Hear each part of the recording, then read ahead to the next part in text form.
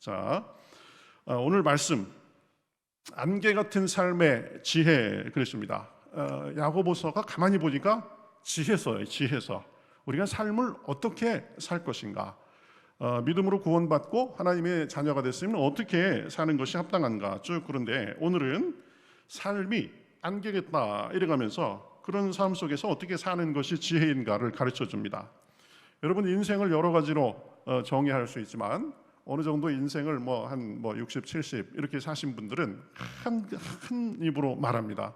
인생 일장춘몽이다. 그때가 엊그제 같은데, 아이고 벌써 40년 지났네, 50년 지났네. 저도 이제 이 50대 중반에 접어들면서 아이고 그거 엊그제 같은데, 한 30년 지나고 이런 건 보통이에요 이제. 그렇죠? 참 금방입니다. 2000년도 지금 21년 전 얘기예요. 1990년대 30년 전 얘기입니다. 인생이 금방 빨리 지나간다. 일장춘몽이다. 햇빛 좋은 봄날 잠깐 잠들어서 꿈꾸고 일어나는 것 같다. 다 그럽니다. 그렇죠? 성경은 뭐라 그러냐면 그 인생 별거 아니다. 바람에 불면 다 날아갈 거고 입김보다 가볍다 이럽니다. 날이 추워져 가지고 이제 그러면 입김을 호하고 불면 입김이 잠깐 보이다가 없어지죠. 그게 인생이 그거보다 더 가볍다라고 말합니다.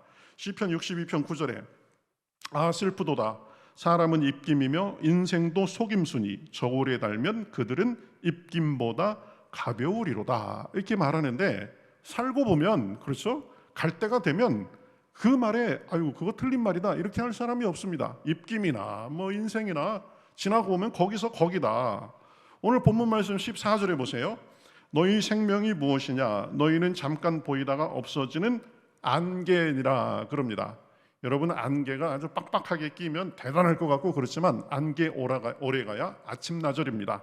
점심때까지 못 갑니다. 해 뜨면 안개 다 사라집니다. 우리 인생이 안개와 같다. 이슬과 같이 그냥 그것도 잠깐 풀을 적셔주는 듯 하다가 햇빛이 나면은 금방 다 말라버립니다. 물거품과 같습니다. 물거품 막 일어나면 그게 그런 것 같지만 금방 사라진다. 보면 물방울, 어린아이들 이 놀이하는 그 비누 물방울 그런 거하고도 비슷합니다. 그래서 이 성경에서도 인생이 얼마나 빠르고 얼마나 급하게 지나가는지 날아가는 것 같다 그럽니다. 날아가는 것 같다.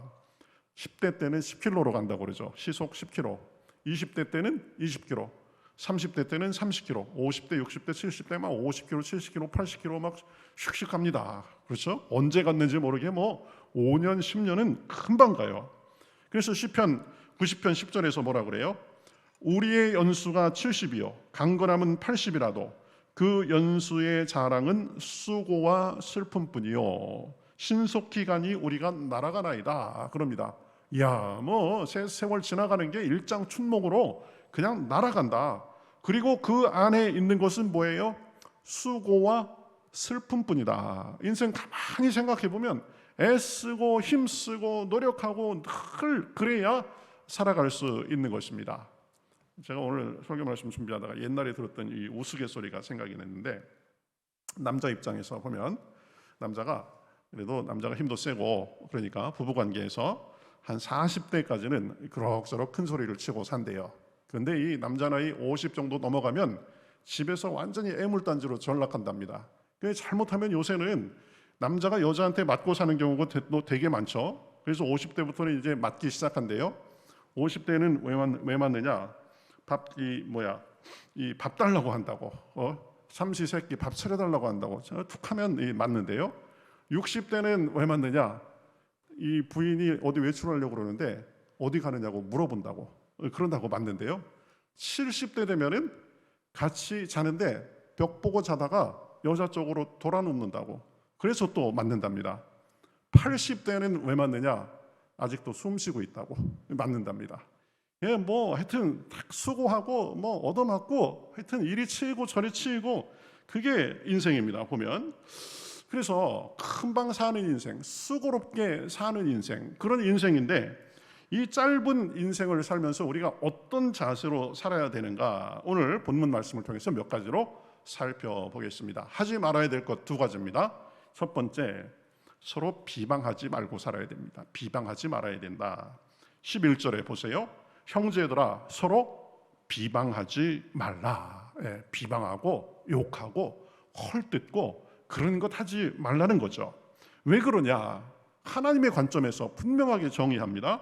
형제를 비방하는 자나 형제를 판단하는 자는 곧 율법을 비방하고 율법을 판단하는 것이라. 내가 만일 율법을 판단하면 율법의 준행자가 아니요 재판관이로다. 한마디로 뭐냐면 너는 재판관이 아닌데 남을 비방하는 것은 내가 재판관인 것처럼 착각하는 것이다 라는 것입니다. 자, 그럼 재판관은 누구냐? 12절에 나오죠.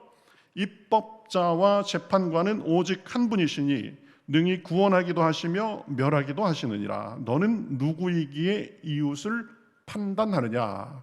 자, 이 세상에서 판단할 자격이 있는 사람은 아무도 없다라는 것입니다. 그렇죠? 이 세상에서 오직 판단할 수 있는 궁극적인 권한을 가진 분은 누구예요? 하나님이다. 하나님.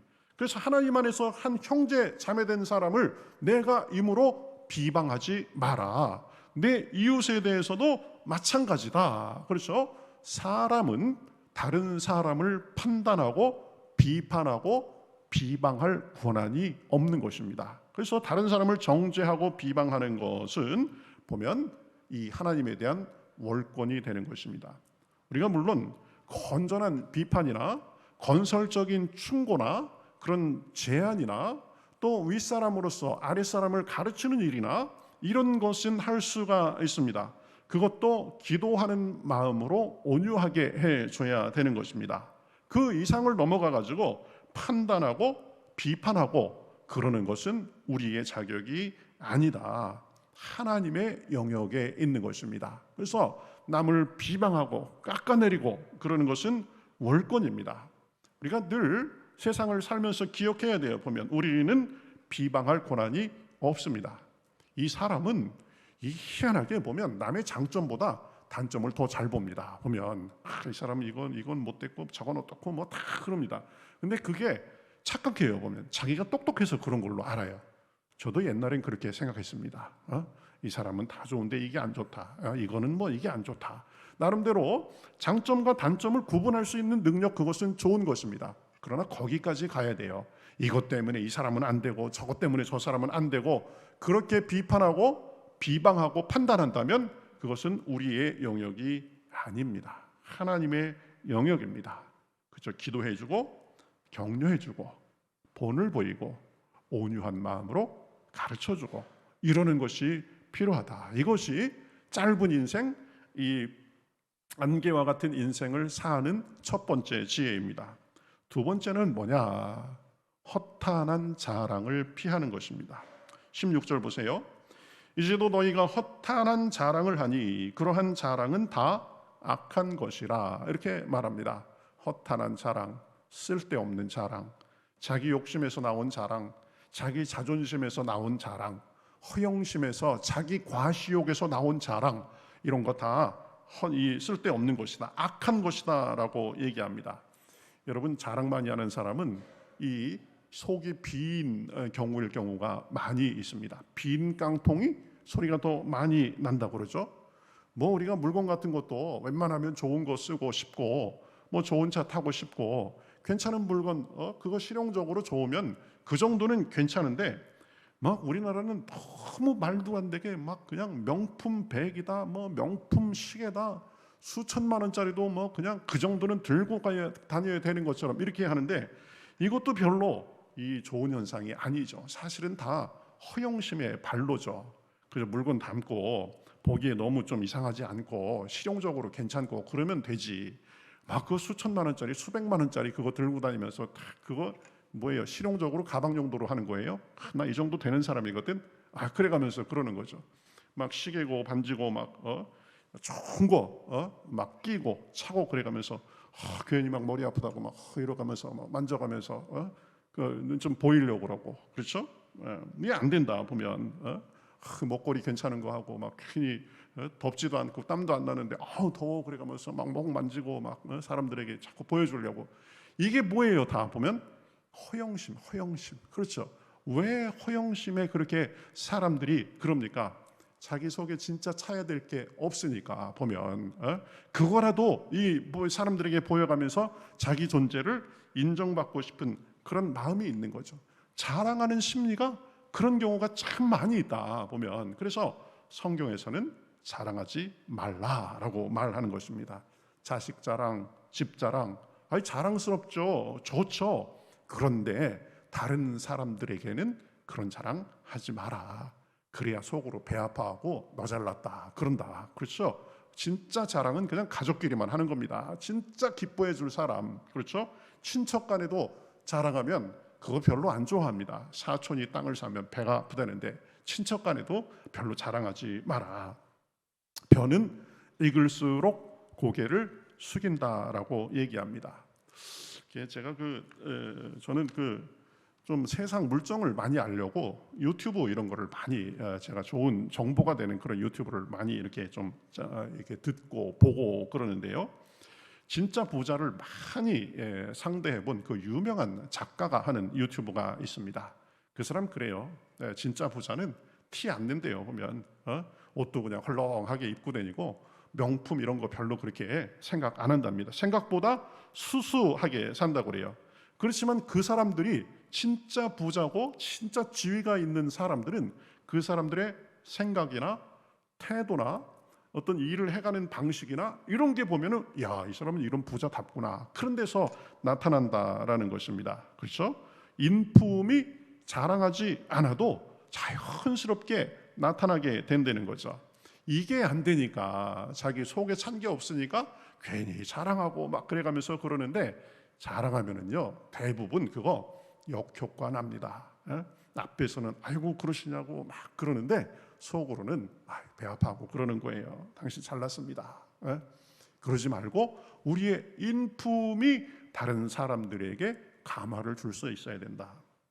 그 전에도 제가 한번 말씀드린 것 같은데 주향 심리, 화향 천리, 인향 만리라는 말이 있죠. 술 냄새는 심리를 가고 꽃 냄새는 천리를 가고 사람의 향기는 만리를 간다 이럽니다. 오늘 자료를 다시 한번 찾아보니까 주향 심리, 화향 백리, 인향 천리, 덕향 만리 이렇게 얘기합니다. 사람의 향기 중에서 덕이 있는 향기가 아주 멀리 간다라는 그런 말입니다. 내 스스로 자랑하고 그러는 것보다 나의 됨됨이와 나의 인품이 향기가 돼서 만리까지 퍼지는 것, 그것이 지혜로운 삶이고 진짜 가치 있는 것이다. 그러면 명품 안 들어도 됩니다. 옷 막 그냥 메이커로 막 그렇게 휘두르지 않아도 되는 거죠. 인품과 됨됨이가 스스로를 드러내도록 해야 된다. 이것이 만리를 가는 것입니다. 물론 믿는 사람들 자랑할 수 있습니다. 자랑하는 자는 누구 안에서 자랑하라고 그러죠? 주 안에서 자랑하라 그럽니다.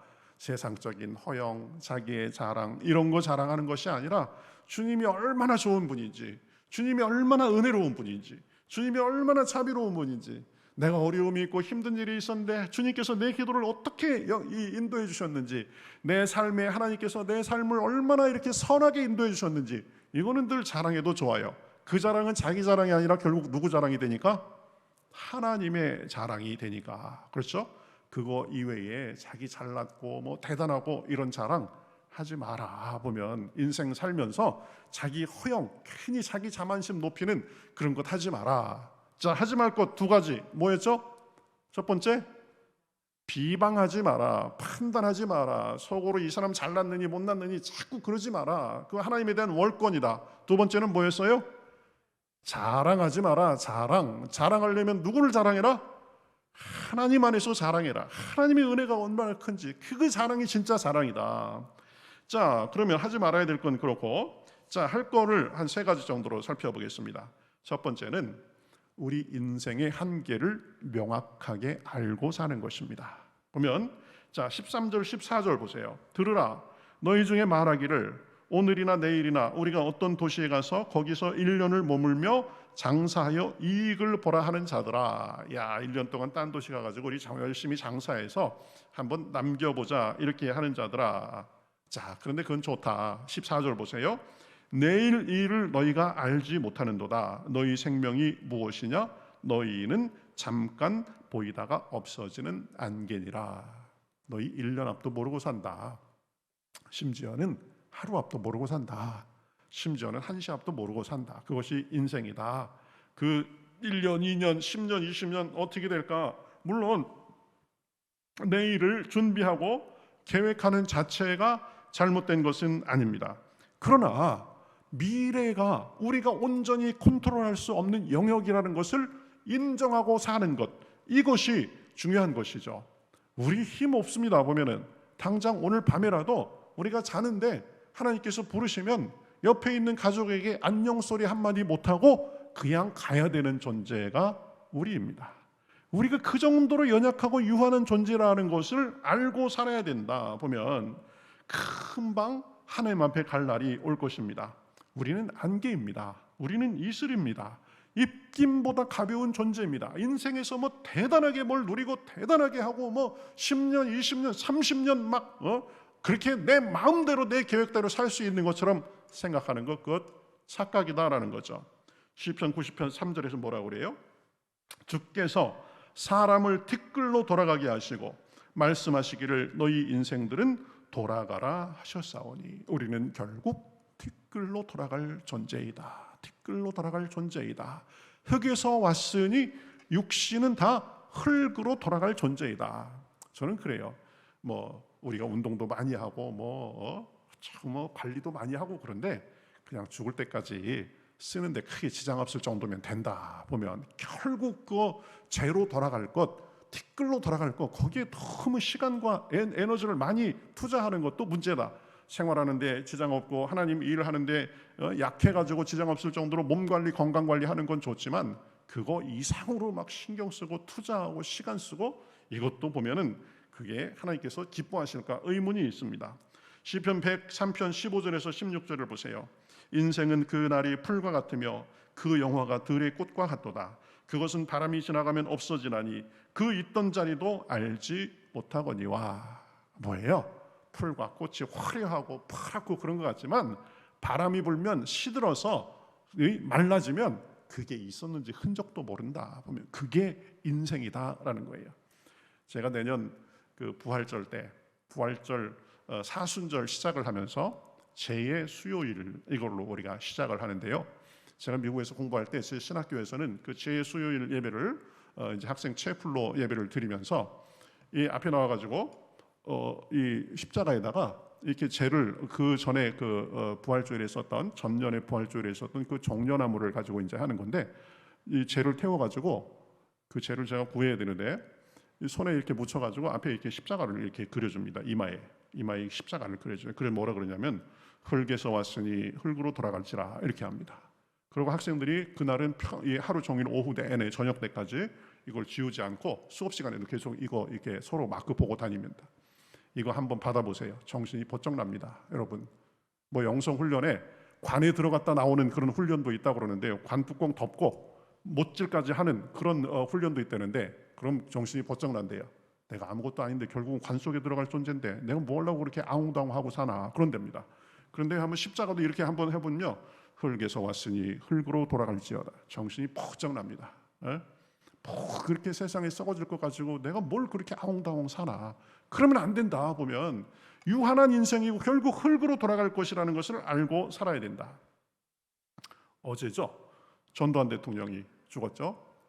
전두환 대통령 참 그 영욕의 세월을 보낸 사람입니다. 보면 그 참 그 시기에 나타나서 보면 안정을 취하고 우리 교회가 우리 나라가 또 이렇게 발전하는데 역할을 한 것도 있지만 독재자다, 학살자다. 그래가지고 가만히 보면은요 10년도 권력을 못 누렸습니다. 그렇죠?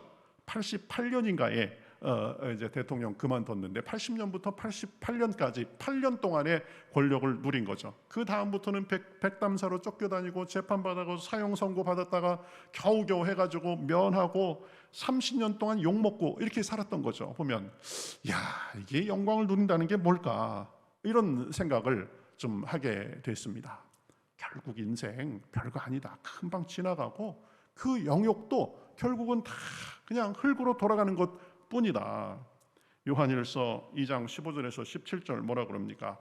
이 세상이나 세상에 있는 것들을 사랑하지 말라. 누구든지 세상을 사랑하면 아버지의 사랑이 그 안에 있지 아니하니. 이 세상에 있는 게 뭐냐? 16절에 이는 세상에 있는 모든 것이 육신의 정욕과 안목의 정욕과 이생의 자랑이니. 육신의 정욕, 안목의 정욕, 이생의 자랑. 사람들이 다 쫓아가는 겁니다. 아주 정확하게 하고 있어요. 이건 꼭 외우세요. 육신의 정욕, 안목의 정욕, 이생의 자랑. 이거 쫓아다니면서 사는데 이거 다 헛거다. 보면 이거는 하나님께로부터 온 것이 아니라 세상으로부터 온 것이다. 그러면서 17절 뭐라고 그래요? 이 세상도 그 정욕도 지나가되 오직 하나님의 뜻을 행하는 자는 영원히 거하느니라. 육신의 정욕, 안목의 정욕, 이생의 사랑, 내가 뭐 하기가 대단하다, 뭐가 있다, 다 지나가는 거다. 보면 하나님의 이 뜻을 행하는 자만이 영원할 것이다. 인생 별거 아니다라는 거죠. 그걸 알고 살아야 된다. 그 다음에 두 번째로 주님의 뜻을 쫓아 사는 것입니다. 주님의 뜻을 쫓아 사는 거예요. 15절 보세요. 너희가 도리어 말하기를 주의 뜻이면 우리가 살기도 하고 이것이나 저것을 하리라 할 것이거늘. 주님께서 뜻하시면 그것이 우리에게 이루어질 것이다. 이런 말이죠. 짧은 세상 살면서 주님 뜻 따르며 사는 것이 제일 나은 삶입니다. 그것이 영원한 가치가 있는 삶입니다. 우리가 좀 전에 봤던 요한일서 2장 17절, 이 세상도 그 정욕도 지나가되 오직 하나님의 뜻을 행하는 자는 영원히 거하느니라. 돈 아무리 쌓아놔도 그거 천국에 못 갖고 갑니다. 그렇죠? 보낼 수는 있지만 갖고 가지 못한다고 그러죠. 좋은 집, 넓은 집, 그거 놓기 싫어도 결국은 놓고 가야 되는 것입니다. 그렇기 때문에 우리가 진짜 가치를 두고 쫓아야 되는 것은 하나님의 뜻을 쫓는 거다. 다니엘서 12장 3절에 뭐라고 그래요? 지혜 있는 자는 궁창의 빛과 같을 것이요 많은 사람을 옳은 대로 돌아오게 한 자는 별과 같이 영원토록 빛나리라. 그렇죠? 하나님의 뜻을 쫓고 순간순간마다 삶의 중요한 기로에서 내 뜻과 내 방식과 내 안일이 아니라 하나님이 기뻐하시는 선택을 해야 된다. 이것이 우리 인생의 큰 차이를 만드는 것입니다. 선택의 기로에서 선택을 잘해가지고 평생 성경책에 이 예수님의 족보에 들어간 사람이 있습니다. 누구죠? 룻입니다. 룻. 그렇죠? 룻과 오르바, 이 두 며느리가 있었는데 이 나오미가 아이고 너희들 남편도 다 죽고 우리 뭐 이스라엘에 돌아가야 별 볼 일 없으니까 너희는 모압 출신이니까 모압에서 그냥 살아라. 그러니까 오르바는 아이고 어머니 죄송하지만 저는 그러겠습니다. 그러고 오르바는 그냥 떠나갔습니다. 룻은 어떻게 했죠? 아닙니다 어머니. 제 남편은 없지만 어머니의 하나님이 내 하나님이 되고 어머님이 섬기는 하나님을 나도 섬기겠습니다. 그래가면서 이스라엘 같이 돌아와가지고 살았죠. 그랬다가 어떻게 됐습니까? 신실하게 잘 살고 그러니까 그 지역의 유지인 보아스의 눈에 뜨여가지고 결국은 다윗의 증조 할머니가 되는 그런 역사가 있었습니다. 선택의 기로에서 그렇죠? 하나님 편을 택하고 하나님의 음을 따르는 편을 택하니까 결국 그 인생이 달라지더라라는 것입니다. 참된 지혜는 그저 내 얄팍한 지혜와 내 어떤 그 인생의 짧은 생각을 따라 사는 것이 아니라 하나님의 뜻을 행하면서 사는 것이다. 마지막은 적극적으로 선을 행하면서 사는 것입니다. 17절에 그러므로 사람이 선을 행할 줄 알고도 행하지 않으면 죄인이라 그랬습니다. 선은 적극적으로 행해야 된다. 우리의 시간과 에너지, 물질 이런 것들은 하나님과 하나님의 뜻을 행하는 선한 일에 사용해서 하늘에 쌓으면서 살아야 되는 것입니다. 여러분 하나님의 뜻을 두 가지, 그죠? 하나님이 원하시는 두 가지 선한 일이 뭐예요? 하나님 사랑, 이웃 사랑입니다. 그렇죠? 그래서 우리의 관심과 우리의 에너지가 이곳에 늘 사용이 돼야 되죠. 하나님을 사랑하면서 늘 하나님을 동행하고 하나님을 섬기고 예배하는 데 힘쓰고 말씀과 기도 속에서 하나님의 능력을 덧입고 그렇죠? 하나님을 나만 알 뿐만 아니라 사람들에게 전하고 그리고 내가 늘 영적으로 훈련받아서 날마다 더 믿음에서 더 자라가고 그렇죠? 성장하고 성숙하고 하나님을 향해서 봉사하고 교회를 섬기고 이런 것이 적극적으로 선을 행하는 삶입니다. 이웃을 사랑하는 삶입니다. 베풀고 돌보고 복음을 전하고 돕고 친절하고 관용하고 이런 삶이 선을 행하는 삶이다. 그렇죠? 그죠? 내 이 욕심만 채우고 그저 내 가족, 내 주변만을 늘 생각하며 살면 그것은 폭이 좁은 삶이 되는 거죠. 그래도 이렇게 넓게 생각하면서 나라를 위해서 기도하고 인류의 평화를 위해서도 기도하고 이런 삶이 있어야 된다. 그래가면서 늘 항상 기뻐하고 쉬지 말고 기도하고 범사에 감사하는 삶, 이것이 하나님께서 원하시는 선한 삶입니다. 자, 오늘 말씀 맺습니다. 우리는 안개같이 유한한 인생을 살고 있습니다. 지나고 보면 다 일장춘몽 같을 것입니다. 야, 입김보다도 가벼우리라 라고 했는데 진짜 그렇구나 절실하게 느낄 것입니다. 세월을 아끼며 지혜 있게 사는 저와 여러분이 되시기를 주님의 이름으로 축복합니다. 인생 결국 지나갈 거다. 그래서 하나님 앞에 섰을 때 진짜 칭찬받고 인정받는 삶이 진짜 잘 산 삶입니다. 그렇지 않으면 뭐 8년 10년 영광 누리면 뭐예요? 30년 40년 욕먹다가 그냥 사라지는 게 인생인데, 그렇죠? 나만을 위해 살면 길어야 여러분 다 뭐 여기 30년 40년밖에 안 남았잖아요. 그렇죠? 네, 다 그런 겁니다. 그것을 위해서 아웅당하면서 사는 것이 아니라 하나님의 영원한 삶을 쫓아 살면 영원히 기억되는 삶이 되는 줄 믿습니다. 안개 같은 삶 속에 우리 서로 욕하지 맙시다. 서로 비방하지 맙시다. 아멘. 네, 비방하는 건 지혜로운 게 아니다. 보면 허탄한 자랑을 쫓지 말고 주님 안에서 자랑하고 주님의 뜻 쫓아서 선을 행하며 사실 수 있는 저와 여러분이 되시기를 주님의 이름으로 축복합니다.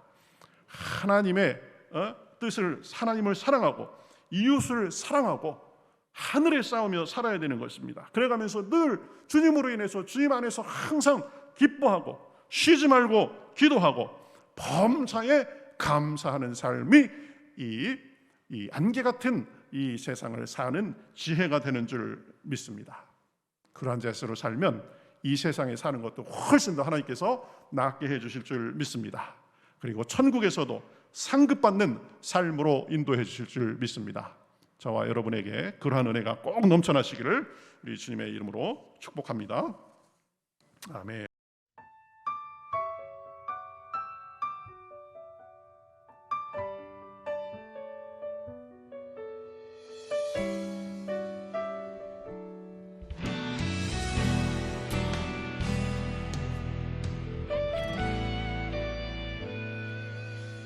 주님 말씀하시면 내가 나가리다.